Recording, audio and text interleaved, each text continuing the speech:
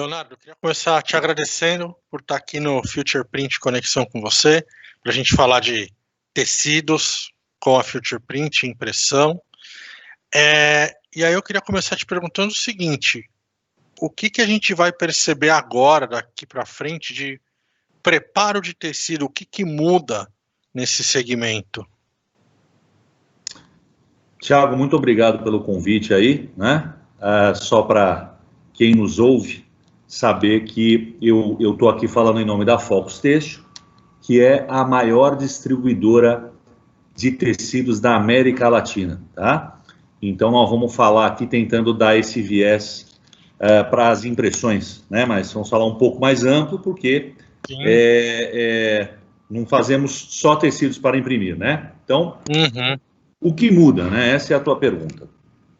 É lógico que o mercado de tecidos ele é absolutamente reativo, né? Ele não impõe a sua oferta de uma maneira livre, né? Então, nós dependemos basicamente de marcas de roupa, né? Essas marcas que estão aí nos shoppings, todas que consomem os tecidos, e não só elas, mas atacadistas de tecidos e, eventualmente, indústrias que consomem os tecidos para imprimir em cima deles, tá certo? Todos esses players que nós citamos, eles estão sentindo. Logicamente, eles estão sentindo. É óbvio que eles estão sentindo. Nós tivemos, logicamente, uma queda de faturamento, porque os nossos clientes, muitos deles estão fechados, não é verdade? Sim. E a demanda real nesse período agora, ela está muito voltada para máscaras, né? Os tecidos para máscaras, né?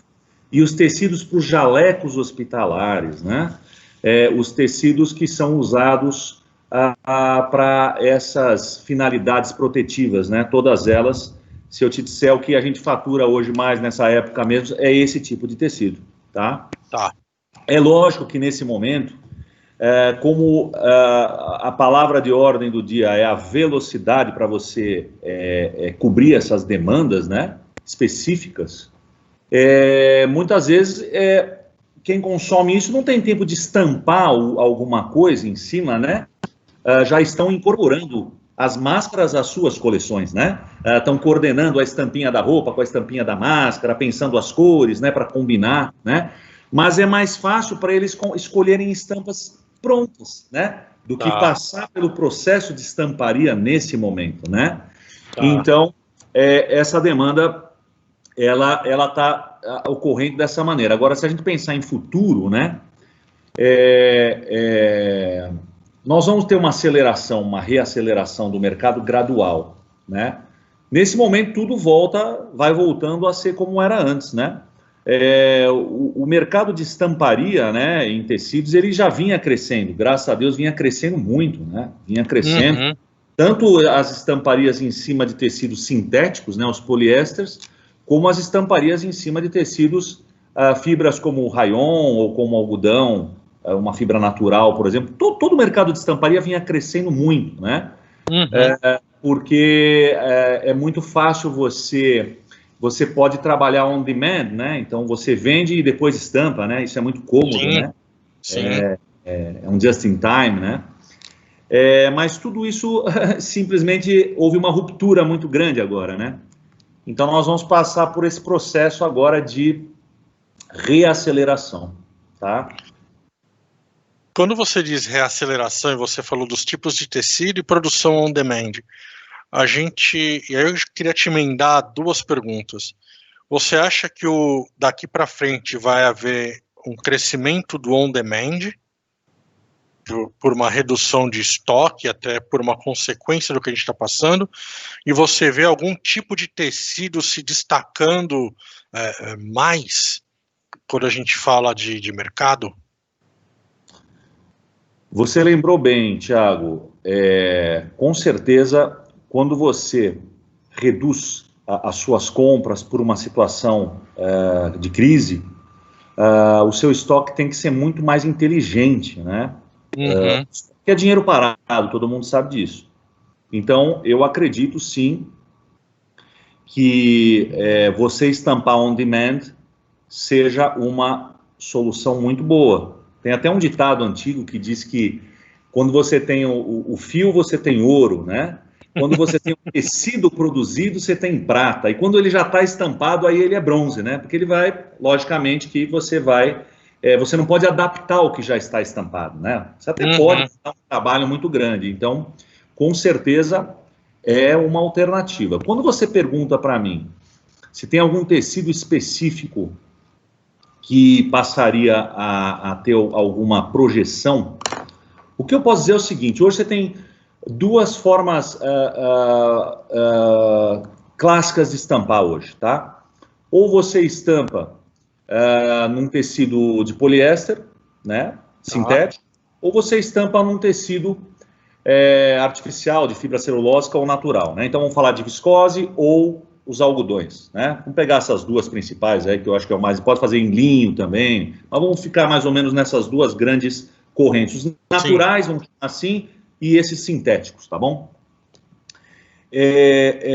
O processo de estamparia em cima do sintético, e vamos falar de poliéster, é muito simples.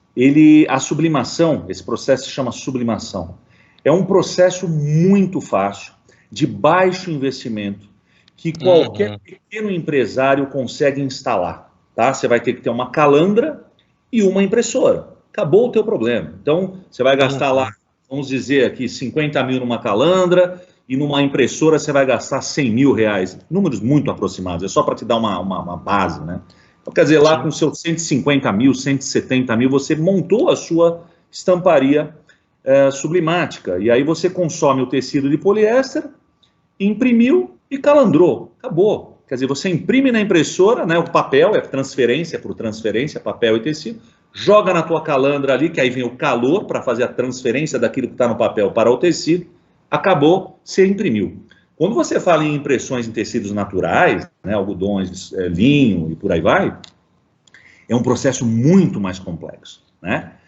Onde você vai ter que lavar o tecido, você vai ter que vaporizar o tecido, você tem uma série de coisas que vão ter que acontecer. Então, quando você me pergunta o tecido mais prático, que vai ter uma ascensão mais rápida, todos esses tecidos de poliéster, que inclusive, eles não precisam nem ser pré-tratados para serem estampados, né? Os naturais vão ser pré-tratados, então você tem que fazer todo um pré-tratamento no tecido para preparar ele para poder estampar. O poliéster não. É simples do jeito que eu falei para você, tá bom? As pessoas estão passando mais tempo em casa, né? Salvo algumas exceções, como você que está indo 2 vezes por semana na empresa, ou algumas outras pessoas que não conseguem fazer home office, a maioria das pessoas está passando mais tempo em casa. Vocês percebem que isso vai impactar a produção de roupa, a produção de tecido, produção de coleção? Vamos lá. Então, vamos falar primeiro de curto prazo e médio prazo. Curto prazo, obviamente, não preciso nem te dizer, é óbvio, né? Você já sabe que já está impactando. Médio prazo, vem a aceleração gradual. Agora, o que acontece, Thiago, é que existem 2 grandes cenários aí, tá? E eu não acho que vai acontecer o cenário A ou o B. Eles não são excludentes. Eu acho que vai ter gente que vai pelo caminho do A e gente que vai pelo caminho do B. O A é uma conscientização geral do consumidor final, né? Então, o cara ficou muito tempo em casa, ele vai passar, ele conseguiu conviver bem com menos, ele ficou olhando lá para da roupa dele, ele fez uma reciclagem lá, viu que não precisava de tanto, então ele sai mais consciente, né? Ele saindo mais consciente, em tese, ele vai consumir menos, vai consumir aquilo que é bom, né? Ele vai estar voltado mais para conforto e essa coisa toda. Então, esse cenário A é um cenário mais contido de consumo, tá certo? O cenário B, que tem até um apelido aí, que eu nem gosto muito desse apelido do cenário B, mas eu vou falar porque ele é meio pejorativo, eles estão chamando de vingança do consumo. Eu acho isso meio pesado, né? Mas o que é? Você fica represado em casa há muito tempo, tá? Você cria um ímpeto de consumo, você reprime ele, e quando você sai, você tem vontade de festejar, de comemorar. Sim. E aí você faz a tal da vingança do consumo. Eu não gosto desse nome vingança, mas é até um termo em inglês aí, que é usado, né? Isso acontece em países, às vezes, que ficam em guerra ou coisa assim. Então, você tem essa tal da vingança do consumo. Lá na China, por exemplo, já está acontecendo uma vingança do consumo. Então, você tem marcas como, sei lá, Louis Vuitton ou Hermès lá fora que estão faturando muito diariamente, porque os chineses estão voltando com um ímpeto enlouquecido de consumo. Isso é real e já está acontecendo. Se você me perguntar se isso pode acontecer no Brasil, eu não acredito. E eu não acredito porque a cultura brasileira é muito diferente da chinesa e nós não estamos com tanta grana sobrando aqui como os chineses vêm de crescimentos anuais de PIB muito fortes, né? Nós não. A gente vem de recessão, né? Já estamos, a nossa economia já está sensibilizada há muito tempo. Sim. Então, são essas duas trilhas, né? Que dizem, eu acho que vai ter gente que vai ter vontade de comemorar e vai sair consumindo mesmo, isso vai ser muito bom, mas vai ter gente que vai estar mais consciente. E vai ter muita gente que foi mandada embora, perdeu o emprego, vai ter muita gente que tem redução salarial e vai estar sensibilizado também. Então, quando as luzes se acenderem, todos esses cenários vão virar uma realidade. E aí nós vamos ver o que, de fato, eu acho que vai acontecer um pouco de cada coisa que eu estou falando. O cara que fala que sabe o que vai acontecer aqui, ele está blefando. Isso não existe, ninguém sabe. Vai acontecer um pouquinho de cada uma dessas coisas aí, né? Você falou que os dois podem acontecer ao mesmo tempo. Você acha que em algum momento eles se cruzam? Por exemplo, as pessoas começarem a um consumo mais consciente, numa vingança, né, nessa vingança do consumo, buscarem roupas mais confortáveis que dê para usar em várias situações? Você acha que a gente tem essa congruência do cenário? Pode até acontecer, pode até acontecer.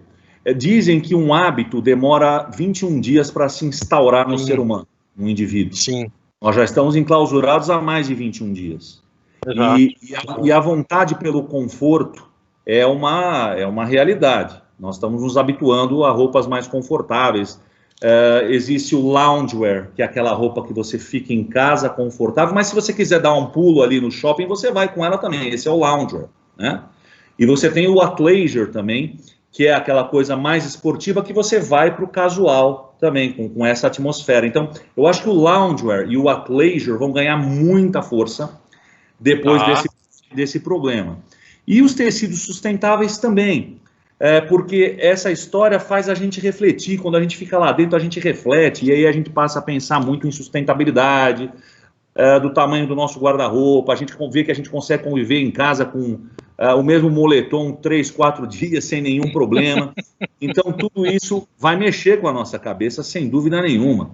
Ao mesmo tempo, você vai ter indivíduos com um perfil psicológico mais agressivo, mais dramático, que vão para a vingança do consumo. Eu quero mais festejar, acharam a vacina, acharam o remédio, acharam a cura e etc. Eu quero mais comemorar isso aí.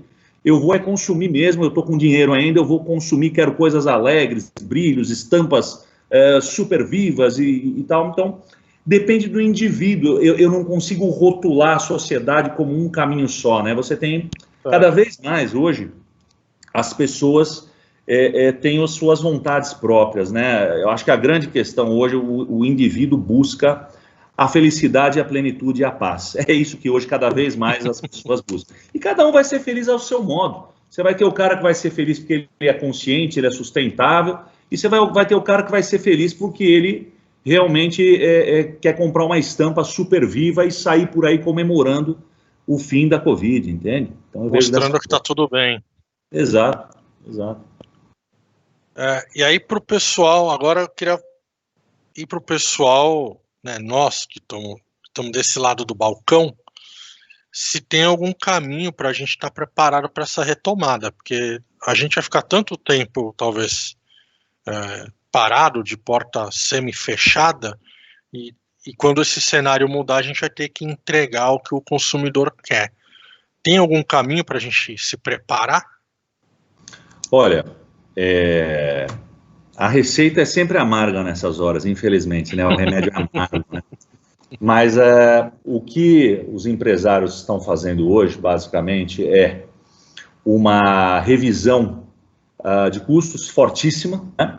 Repensar algumas despesas também, não só colaborador, eu acho que é de maneira geral, as despesas de maneira geral, né? E aí, depois dessa lição de casa feita, né? Essa lição de casa é sine qua non, é condição sine qua non, você vai olhar para o horizonte. Você fez a tua lição de casa, você se protegeu, tá certo? Você fez tudo que você podia para sobreviver, e aí você olha para o horizonte, para o que vem à frente. E aí você vai soltando a corda, né, conforme o mercado vai te puxando novamente.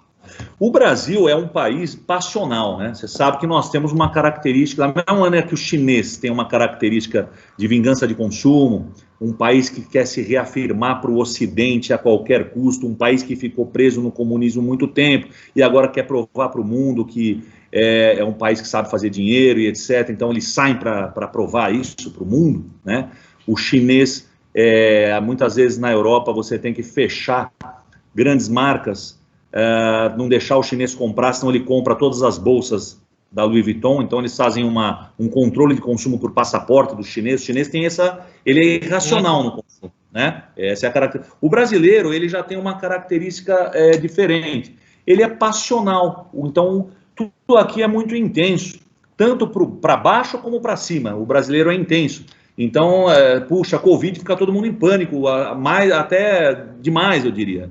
E também a hora que o mercado abre, sai todo mundo que nem louco, até demais também. O brasileiro tem essa volatilidade excessiva para os dois lados, né? Então, logicamente, quando o sol se abrir, a gente espera que o mercado puxe a gente de novo mesmo. Quem fez a lição de casa fez, tá correto? Fez os cortes de custos, e aí a gente sai com tudo, né? Se Deus quiser, né? Para o mercado novo aí que vem. Legal. Leonardo, eu queria te agradecer pelo seu tempo, por comentar aqui com a gente no Future Print Conexão com você. Lembrar quem está assistindo que tem material lá no nosso canal digital de gestão, de retomada. Leonardo, mais uma vez, super obrigado aí pelo seu tempo e pela sua paciência. Obrigado você, Thiago, tudo de bom aí, e esperamos a próxima edição aí da Future Print. Estaremos lá com vocês, lá, se Deus quiser, num futuro próximo, tá bom? Legal.